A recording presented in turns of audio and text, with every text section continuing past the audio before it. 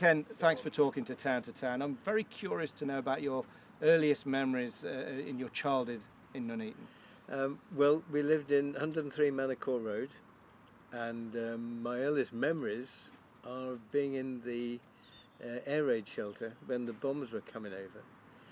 And I think I remember a man coming to the air raid door and saying they've bombed Coventry and the cathedral's gone. And that destruction of Coventry Cathedral is one of the earliest memories. And having a shrapnel collection, because all the kids had shrapnel. People bringing bits of shrapnel to the air raid shelter next door. So that, and I was born in the hospital at the top of the road, opposite, up towards Abbey Green.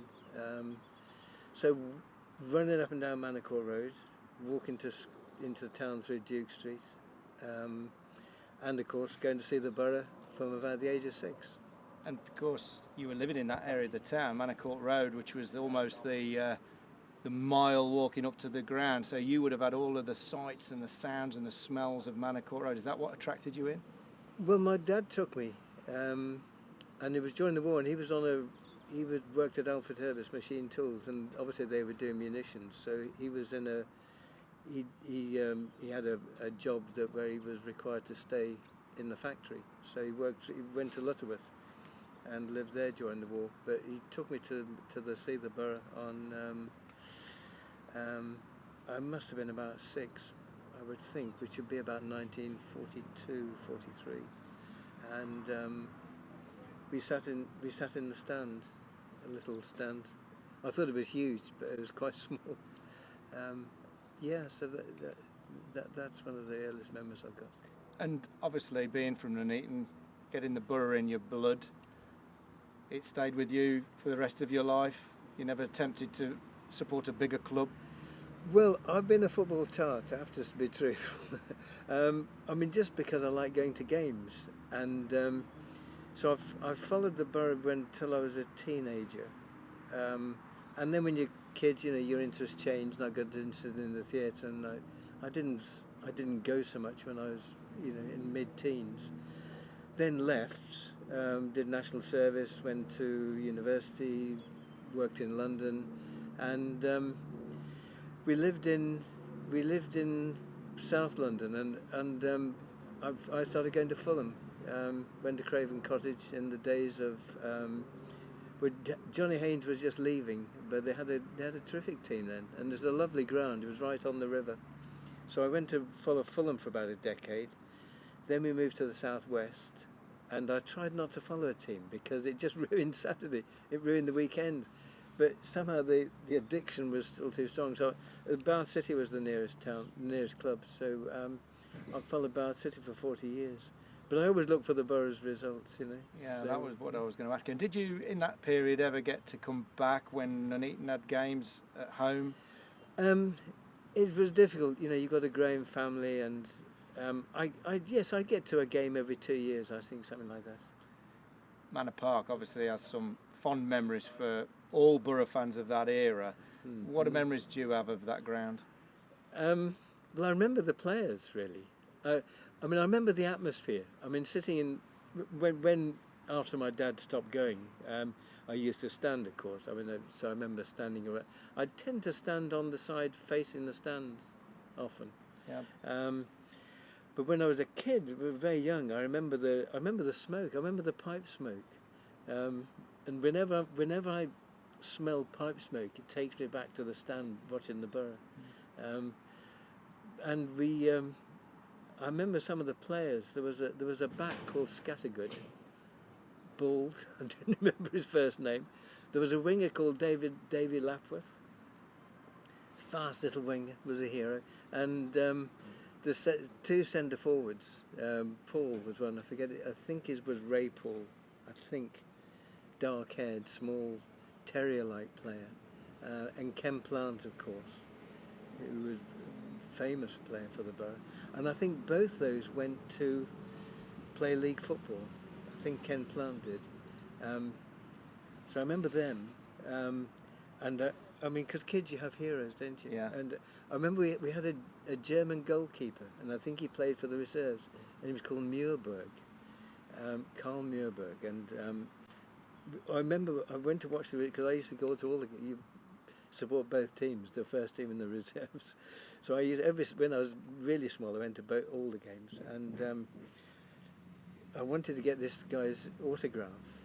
And in those days, I don't know if it's finished like that, but it was banking behind the goal away from the covered end.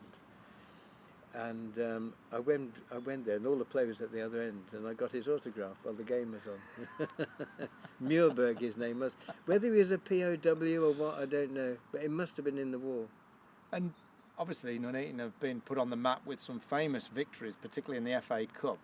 Presumably, you would have noted those with some pride. Yes. Well, I didn't see. I heard of the Middlesbrough games and followed those obviously closely. I guess they were the most recent, weren't they? They were. I sent a message of support, but I don't know if I got one back.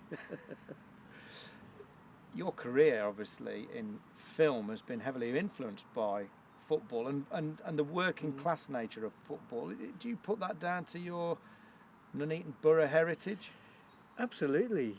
I mean, the earlier the memories, the stronger they are, and the more influential they are.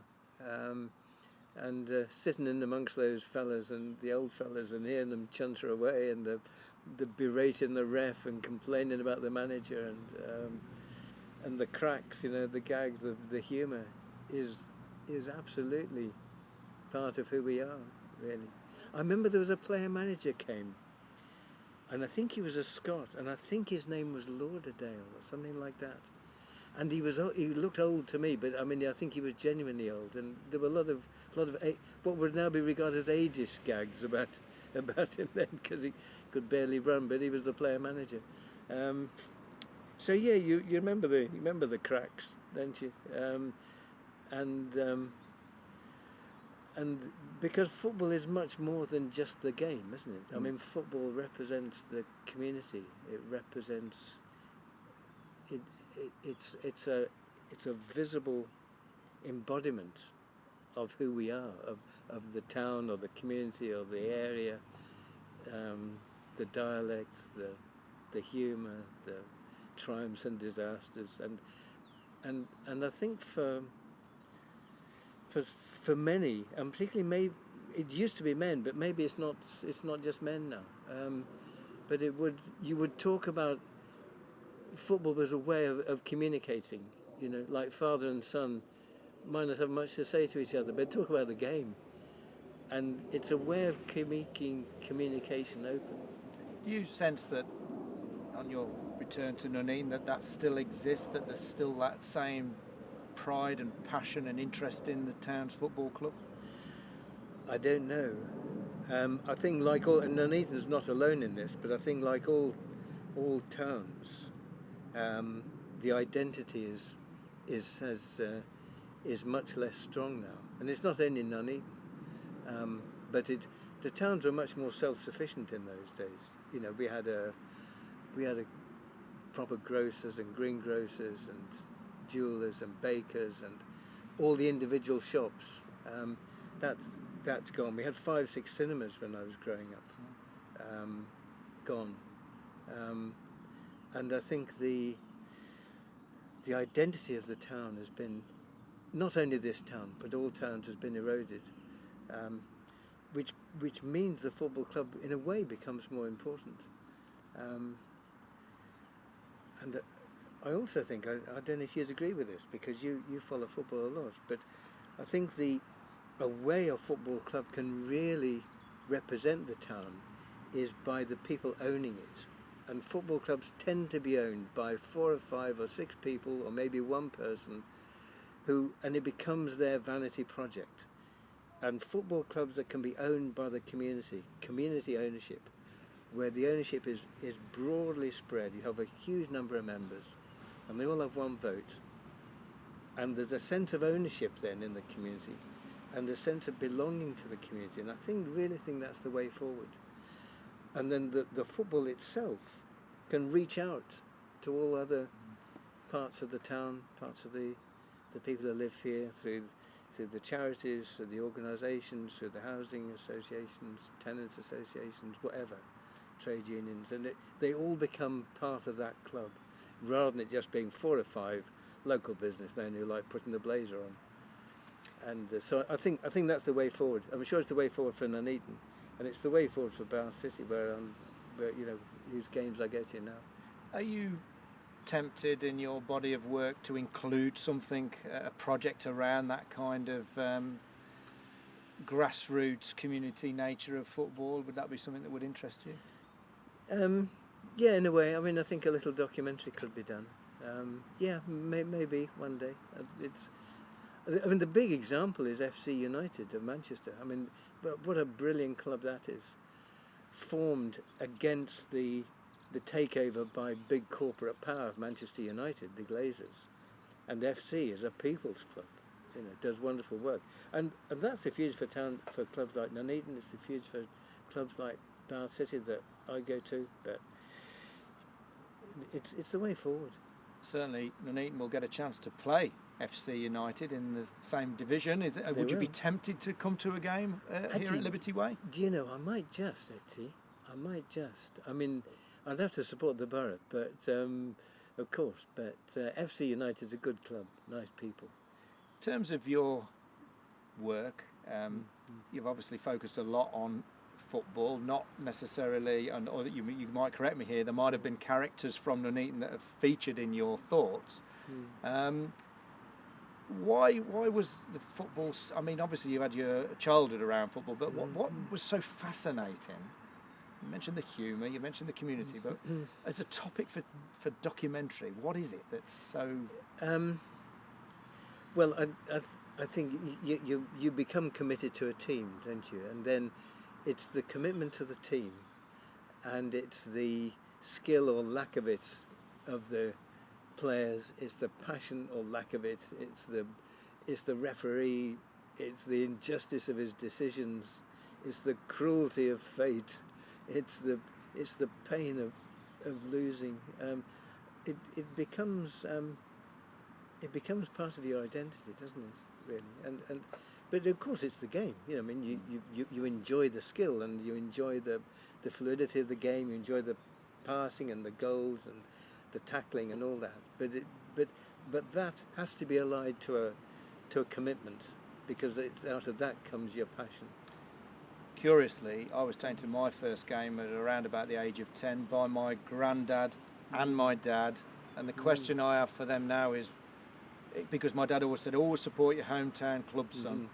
And I always say to him now, why weren't we born in Madrid or Milan? It would have been easier. Do you ever feel a sense of you're still loyal to Nuneaton even though you've got Bath and Fulham, but there is that thing about being born somewhere and then being stuck with it almost? Yeah, well, I think that's true. But you see, I think there's huge enjoyment in watching lower league football. It's much more enjoyable than being one of the 60,000 at a top Premiership club, because you could be there or not, nobody would notice. But you come to a club like the Boro, or a club at our level, you walk around the ground when you come in, and you've got hundreds of friends, and you know them, and they say hello, and you maybe have a drink afterwards, and maybe the players will come in. You can tell them off for cocking up. I mean, there's an identity to that. I mean, I don't know if it's the same here, but at Twerton Park, you can walk behind the goals. If you're kicking in one end, you're behind that goal.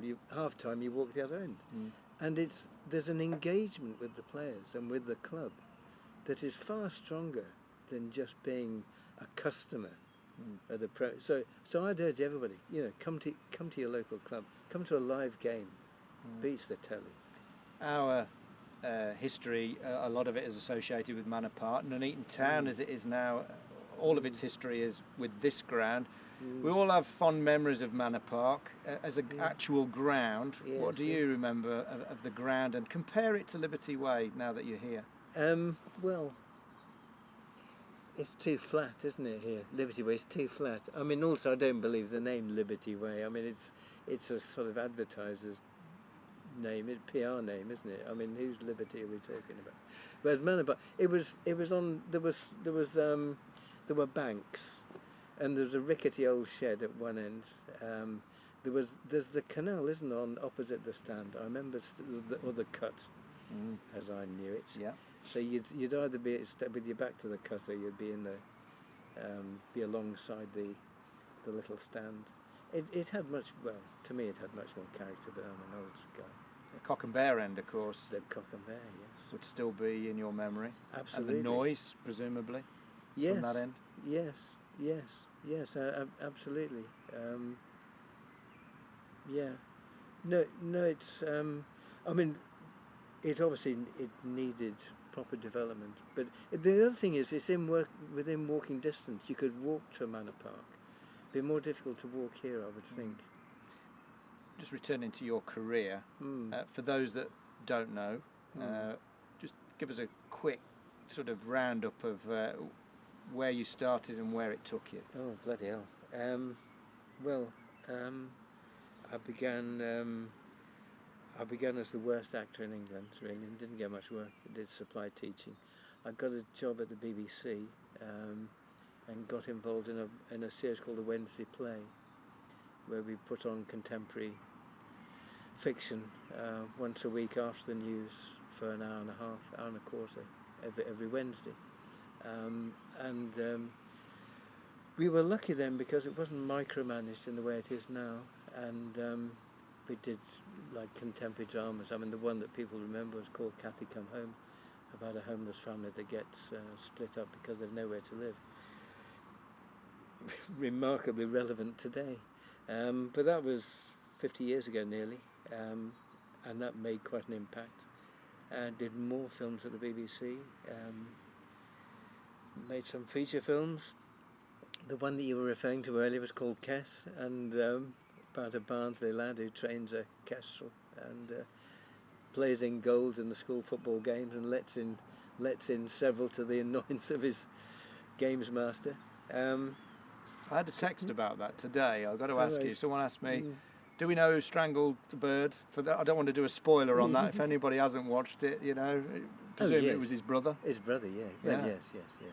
Well, he didn't put the bet on for him, did he? And crucially, Judd was a minor, and he'd have had a week off work if the bet had been put on.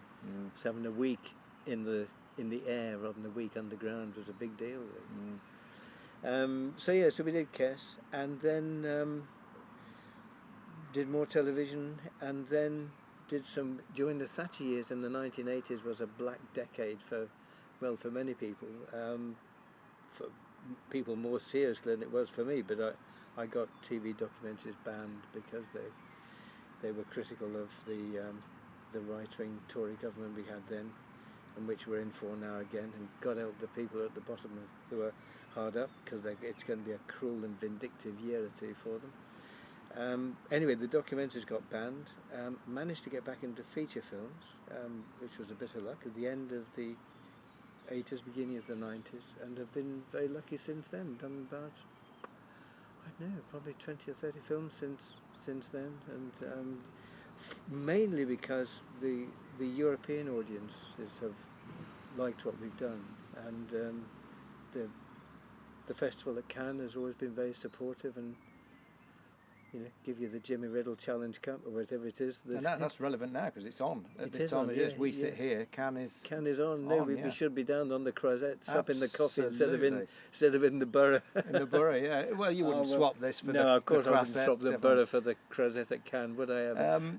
So no, that's been I've been very lucky really, and managed to do some films that really have been. Well, they're orientated, they were in the European tradition of cinema rather than the American tradition, which has meant we've had a smaller audience in Britain, which is very American orientated when it comes to cinema. But the big audiences we've had have been France and Italy and Spain, and Eastern Europe and Japan. So that's really where we've been fortunate. And of course, you've got young students filming this. What message would you have to somebody starting out in a career in film? It's a curious industry, isn't it? Yes. Well, cinema is a curious industry in the sense that I guess it's a bit like football management. Everybody thinks they can do it. and it looks attractive, but there's so much you can say about it. I mean, there are far more courses and far more people studying it than can ever work in it, and this is the sad thing. It ought, if our television and broadcasting industries were run properly, there would be a much wider intake of people in to make programs, make films, respect the craft of making films, which is not respected by the broadcasting management, never was.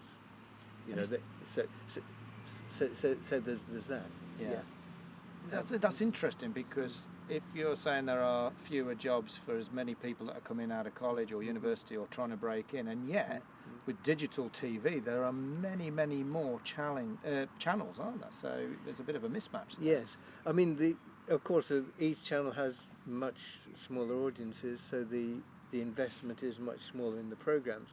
So the danger is, yes, much more can be made. Anybody can make a film with a little camera.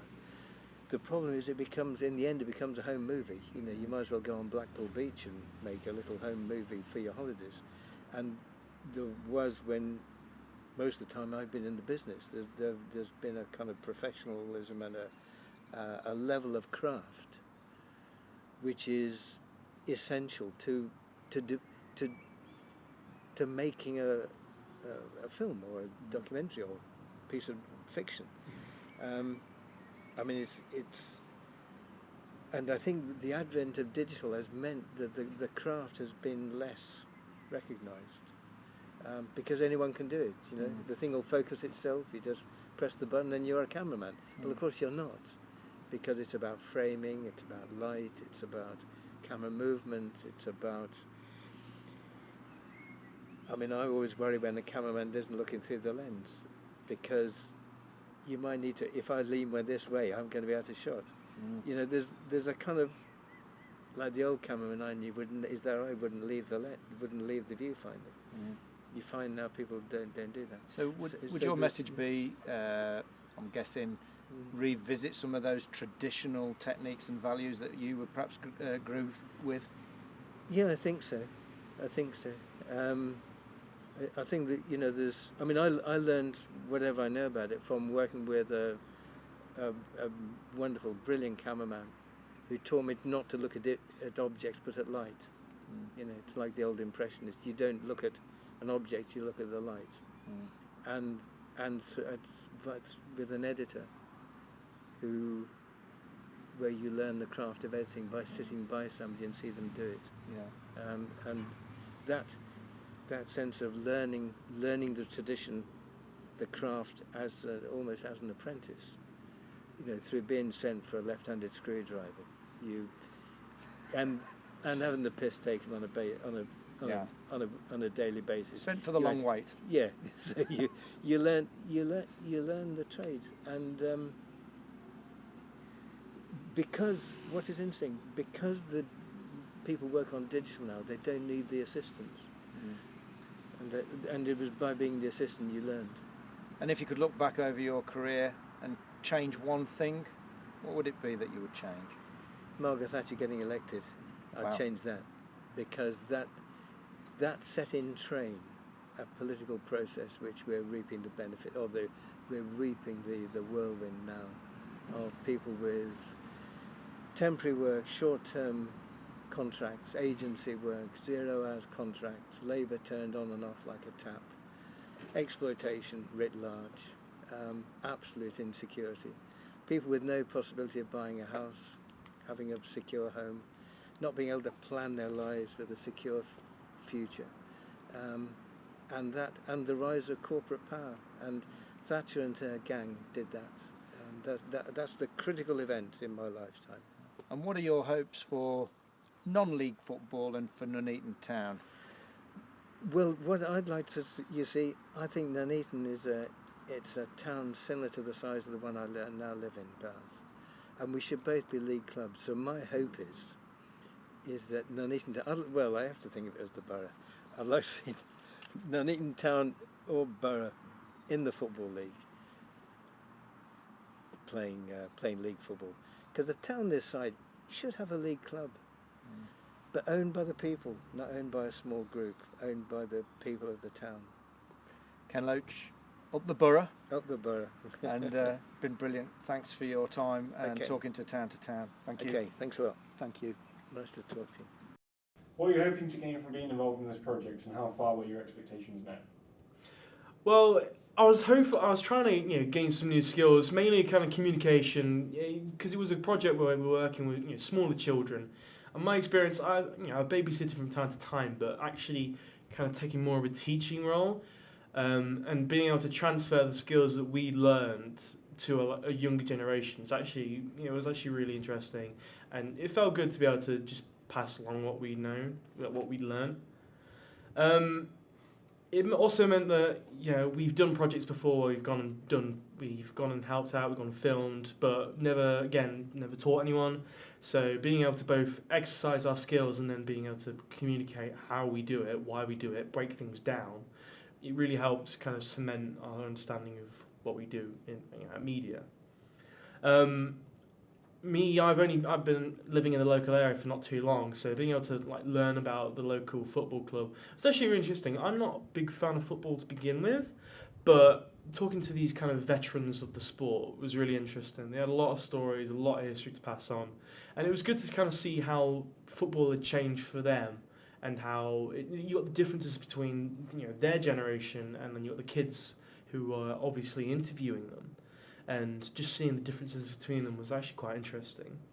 What do you feel you've gained most from your involvement?